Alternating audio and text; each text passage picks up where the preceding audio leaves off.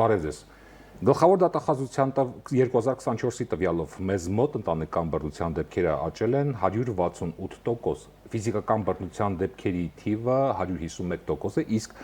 ընտանեկան բռնության հետևանքով սպանությունները հասել են 13-ի։ Փորձագետներն այս միտումը կապում են պատերազմի, հոգեբանական ճնշումների, սոցիալական անկայունության հետ։ Ինչ է կատարվում մեր ընտանիքներում, ինչու է բռնությունը աճում եւ ինչ անել այն կանխելու համար զրուցելու ենք հոգեբան Սաթեն Գրիգորյանի հետ։ Շնորհակալություն մեր հրավերը ընդունելու համար։ Ես եմ շնորհակալ։ Եվ ինչ է կարծում, ինչ է սա վիճակագրությունը, ինչու է այսպես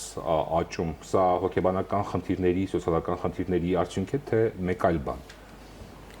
Կարծում եմ հենց հոգեբանական եւ սոցիալ-հոգեբանական խնդիրների արդյունք, որովհետեւ պատերազմական իրավիճակներում եւ դրանցից հետո ֆորս-մաժորային իրավիճակներում մարդիկ ունենում են բազում հույզեր, որոնք չեն արտահայտվում եւ դրանք որևէ կերպ պետք է սուբլիմացվեն։ Եվ սուբլիմացվում են, արտահայտվում են այդ հույզերը այնտեղ, որտեղ մարդն իրեն ամենաազատն է զգում եւ ամենակայացածն է զգում։ Տվյալ դեպքում մարդիկ չկարողանալով իրենց հույզերը դուրս թողնել, տանում են իրենց ընտանիքներում եւ փորձում են այդ հույզերը որևէ կերպ սուբլիմացնել։ Արդյունքում մենք ունենում ենք գրանցված վիճակագրությունների շատ բարձր մակարդակ։ Հոգեբաններից շատերը այս իրավիճակը բնորոշում են հետպատերազմական սինդրոմ արտահայտությամբ։ Որքանով է դա ճիշտ։ Այո, հենց այդ պատերազմական սինդրոմ եւ սա կապվում է հենց այն հանգամանքի հետ, որ մարդիկ անորոշության եւ անելանելիության զգացումով պայմանավորված, չկարողանալով արտահայտել իրենց էմոցիաների, իրենց զգացածը որևէ կերպ բառերով, խոսքերով, սկսում են արդեն զարկ տալ ուժին, բռնությանը եւ խոսքը միայն ֆիզիկական բռնության մասին չէ, այլև հոգեբանական բռնության, որովհետեւ մարդիկ հույզերը որևէ կերպ պետք է արտահայտեն եւ տվյալ դեպքում արդեն գործի է հասնում հենց հոգեբանական եւ ֆիզիկական բռնությունը։ Պատերազմի հետևանքներից բացի, ինչ դեր ունեն սոցիալ-տնտեսական դժվարությունները, նյութական անկայունությունը, գործազրկությունը։ Սրանք նույնպես ստիմուլներ են, որոնք առաջացնում են ագրեսիա եւ ելի կրկին մարդիկ անելանելիության հանգամանքով պայմանավորված չկարողանալով լուծել իրենց խնդիրները, իրենց ուժերի ներածին չափով կամ հենց սոցիալական խնդիրներով պայմանավորված, արդեն տեղի է տալիս բռնությունը, ագրեսիան, որը մարդու ներսում ապրում է, ճնշված է եւ երբ որ հույզերը չափից շատ են լինում, մարդը արդեն թեկուզ շատ դեպքերում նույնիսկ ենթագիտակցաբար եւ չհասկանալով դրանց հետևանքները եւ չվերլուծելով տվյալ պահին, գործի է անցնում արդեն եւ գնում է բռնության ճանապարհով։ Կա վիճակագրություն տարածաշրջանում, ասենք Վրաստանում կամ Ադրբեջանում եւ Հայաստանում ինչ վիճակ է տիրում հոգեբանական այս նույն խնդիրները կան նաեւ Ադրբեջանում եւ Վրաստանում, թե բնորոշ է զուտ Հայաստանին հաշվի առնելով պատերազմի հետևանքները։ Անկեղծ տեղյակ չեմ տարածաշրջանի վիճակագրությունից, սակայն որ Հայաստանում բռնությունների թվի բավականին բարձր աճ են գրանցել, դա միանշանակ է վերջին տարիների համար եւ հենց հատկապես հետպատերազմական շրջանում, ինչու որովհետեւ դրան գումարվել էր նաեւ համավարակի թողած հետևանքները, ելի անգործության հետևանքներ, մարդիկ չէին կարողանում իրենց հույզերը սպառել եւ արդյունքում թեկուզ շատ երկար ժամանակ տանը անցկացնելով շփման եզրեր չգտնելով, որովհետև այսօր շփումը մարդկանց մեջ շատ է պակասել եւ մարդիկ տարվելով գadgetներով, տեխնոլոգիաներով շատ դժվարանում են իրենց ժամանակն անցկացնել թեկուզ ընտանիքի անդամների հետ եւ ընկերների հետ եւ արդյունքում չկարողանալով հասարակության մեջ երկխոսության ձևաչափի մեջ մտնել, բռնությունների էին դիմում։ Նման իրավիճակում հանրությունը ինչ գործոն ունի, ինչ կարող է անել, որ չի անում։ Նախ եւ առաջ սոցիալական գիտակցության մակարդակի բարձրացումն է։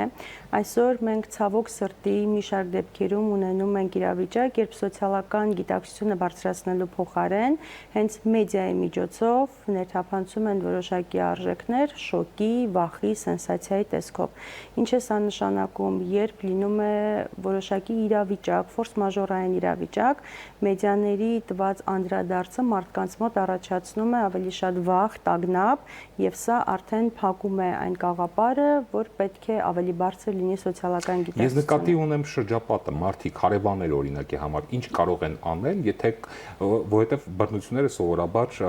հենց այնպես չեն լինում, դրանք ազդանշաններ ունեն միգուցե, նախանշաններ ունեն։ Այսօր աշխարհը բավականին անտարբեր է դարձել դիմացինի ցավի եւ տառապանքի հանդեպ, եւ դրանում մեզ սովորեցրել է հենց մեդիան, որովհետեւ մենք այնքան ենք բախվում վատ կոնտենտի, դժբախտ պատահարների եւ այլն, որ արդեն դրանք մեզ համար դարձել են սովորական։ Խնդիրը նրանում է, որ ոչ թե դրանց թիվն է շատացել, պարզապես անդրադարձը եւ մեդիա սպրդումն է ավելի մեծացել։ Այսինքն ավելի շատ խոսում են այդ մասին։ Ավելի շատ խոսում են եւ ավելի շատ լուսաբանվում է, դրանով պայմանավորված մարդիկ արդեն իրենց դիմադրողականությունը կորցնում են դրա հանդեպ։ Բայց սոցիալական միջավայրում այդ անտարբերությունը, սոցիալական անտարբերությունը շատ դեպքերում հենց պատճառ է հանդիսանում բռնությունների թվի ավելացման, որովհետև երբ մարդիկ հաճախ ականատես են լինում, որ դիմացինը ենթարկվում է բռնության, նրանք կամ անտարբեր անցնում են կամ շարունակում են լռել, ցուցաբերելով մի կողմ քաշված վարկ, մեր գործը չէ, ընտանեկան խնդիրներ են, կլուծվեն, կգնան։ Եվ խնդիրը միայն սոցիումով չէ, նաև ներընտանեկան որոշակի արժեքներ շատերին հայ հասարակության մեջ թույլ չեն տալիս բարձրաձայնել իրենց խնդիրների մասին, կլինի անչափահասների իրավունքների ոտնահարում, թե չափահաս անձանց, որովհետև մարդիկ վախենում են խոստովանել, որ իրենք ենթարկվում են հոգեբանական կամ ֆիզիկական բռնության զուտ հասարակության արձագանքից վախենալով։ Նույնիսկ պատկան մարմիններին չեն դիմում, որովհետև իրենք դրանից հետո արդեն կպիտակավորվեն, իրենց ընտանիքի անդամները, այո, նորմալ չեն վերաբերվի, եւ հիմնական խնդիրը բռնությունների աճի Հայաստանի Հանրապետությունում բխում են հենց այդ հանգամանքից։ Հանդիսությունը ցնցված է 3-ամյա Տիգրանի սպանությունից, հայրը կասկածում է երեխային խեղտամահ անելու մեջ։ Հոգեբանության տեսանկյունից ինչպես կբացատրեք սա։ Մենք խոսում ենք շեղվող վարքի մասին եւ պարտադիր չէ լինել մասնագետ հասկանալու համար, որ նորմալ եւ կայուն հոգեվիճակ ունեցող մարդը նման քայլի դիմել ուղղակի չէր կարող։ Եվ երբ լուսաբանումներ են կարդում եւ մեդիայում հանդիպում ենք նմանօրինակ սենսացիոն նյութերի, առաջին բանը, որ լինում է մեր օրգանիզմի հետ, շոկի ենթարկվելն է, որովհետեւ նորմալ եւ adekvat վիճակում գտնվող մարդը չի կարող նմանօրինակ ինֆորմացիան սպառել առանց հուզակամային ոլորտի վնասումների։ Եվ երբ շարունակ մենք ականատես ենք լինում լուսաբանումների, մեր հոգեբանությունը շատ տուժում է դրանից։ Եվ շարունակ մի քանի օր արդեն շարունակ ես հանդիպում եմ տարբեր մեդիահարթակներում տվյալ երեխայի լուսանկարի, երբ ի սկզբանե տարածվեց երեխայի լուսանկարը եւ խոսում էին, որ անհետացել է փոքրիկը, հասկանալով, որ երեխայի լավագույն շահով պայմանավորված պետք է տարածեն լրատվամիջոցների լուսանկարը, բնականաբար որևէ կոմենտ այդտեղ թողնել չենք կարող, բայց երբ արդեն հաստատվեց, որ երեխային գտել են մահացած կամ սպանված, դրանից հետո արդեն լրատվամիջոցներ, տարբեր անհատները կոնտենտ էին տարածում երեխայի լուսանկարով, դա արդեն շատ ազդում էր մարդկանց հոգեբանության վրա։ Նման դեպքերում չի կարելի որևէ դեպքում հուզական առումով մարդկանց ծնկի բերելու նպատակով օգտագործել երեխայի նկարը, անչափահաս երեխայի, ով թիրախային խմբի ներկայացուցիչ էր տվյալ դեպքում եւ շատ լավ հասկանալով, որ տվյալ ինֆորմացիան որևէ մեկը չի կարող adekvat կամ ուրախությամբ կարդալ եւ սպառել։ Նույնիսկ այսօր հանդիպեցի մի շարք տեսարանների, երբ արդեն երեխայի հուղարկավորությունից էին կադրեր լուսաբանում եւ ելի շատ մեծ սխալներով եւ վրիպումներով, ինչը արդեն հոգեբանական շատ լուրջ շքնաժամի է հանգեցնում մարդկանց։ Մենք խոսում ենք մեդիա հոգեբանության մասին ըստ էության, ինչ պետք է անի մեդիան եւ ինչ չպետք է անի, իսկ հասարակությունը, հանրությունը ինչ պետք է աներ այս դեպքում եւ որտեղ ենք մենք թերացել, բոլորս թերացել ենք։ Ըստ էության հարևաններն էլ են թերացել, աշխատակից գործընկերները միգուցե բարեկամները բոլորը թերացել են, որովհետեւ թերևս կրկնվենք, բայց նախանշաններ ամեն դեպքում պետք է որ եղած լինեին եւ պետք է հասկանային, որ այս ամենը կարող է վատավարտ ունենալ։ Այո, մենք խոսում ենք սոցիալական պատասխանատվության մասին, կրկին, երբ որ շատերը ուղղակի ձեռնպահ են մնում եւ չեն ցանկանում միջնորդել։ Այստեղ առավելապես ընդգծում ենք սոցիալական աշխատողների դերը, որոնք վստահեցնում են, որ շարունակական աշխատանքներ են տարել տվյալ ընտանիքի հետ, երեխաների հետ։ Մենք չենք կարող ասել իրականում ինչ մակարդակում է գտնվում, որովհետեւ օրինակ ես չեմ ուսումնասիրել, ինչքանով են տվյալ ընտանիքի հետ աշխատանքներ տարվել եւ ինչ իրավիճակ իրավիճակում են գտնվել։ Մենք կարող ենք խոսել այն իրավիճակից, որը մեզ հրամցրել է մեդիան եւ մեդիա անդրադարձները ինչ շրջադարձային էֆեկտ են ունեցել եւ տվյալ դեպքում ելի անպատասխանատվությունը սոցիալական եւ մարդկանց անտարբերությունը կարող են պատճառ եւ հիմք հանդիսանալ նմանօրինակ միջադեպի։ Մանկապարտեզներում, նախակրթարաններում, դպրոցներում օրինակ հոգեբանները նման վերլուծություններ անում են։ Չեմ կարող ասել պետական մանկապարտեզներում ոչ միշտ, բայց մասնավոր մանկապարտեզներում կան հոգեբաններ, որոնք աշխատում են, թե որքանով են ներգրավված ընտանիքի բարեկեցության բարձրացման։ Արդյունավետ է դա, որ նախակրթարաններում եւ դպրոցներում հոգեբաններ կան։ Միանշանակ։ Ինչով է, որտեղ է դրսևորվում արդյունավետություն աշխատանքի։ Հոգեբանի հիմնական աշխատանքը նախակրթարաններում եւ դպրոցներում պայմանավորված է նրանով, որ երբ իրենք տեսնում են երեխայի մոտ որոշակի հոգեբանական ճնշումներ, խնդիրներ կամ երեխան կոմպլեքսներ ունի, փորձում են նախ եւ առաջ հասկանալ որտեղից է գալիս, զրուցում են ծնողների հետ եւ ըստ անհրաժեշտության արդեն միջամտում են, զրուցում են, փորձում են հասկանալ խնդիրները։ Տվյալ դեպքում օրինակ բազմիցս նշում են, որ երեխան եղել է կապտուկներով բազմաթիվ անգամներ, այսինքն սրանք նշաններ են, որ պետք է ուշադրություն դարձնեին եւ ընտանիքին եւ հատկապես երեխային։ Երեխան լուր կարելի ասել սոս է կանչում, ազդանշան է տալիս, որ ես ձեր օգնության կարիք ունեմ, բայց հանրությունը չգիտես ինչու լռում է։ Իրականում շատ զգայուն թեմայի մասին ենք խոսում, այո, եղել է նաև նման իրավիճակ, չեմ կարող ասել ինչու չեն արձագանքել մասնագետները, չեմ կարող նույնիսկ ասել նրանք իրականում տեսել են, թե հետագայում պարզապես որոշակի կոդավորումներով կարողացել են հասկանալ, այսինքն պատառիկներ իրար կպցնելով, հետադարձ հայացք գցելով, իրար կապելով, փորձել են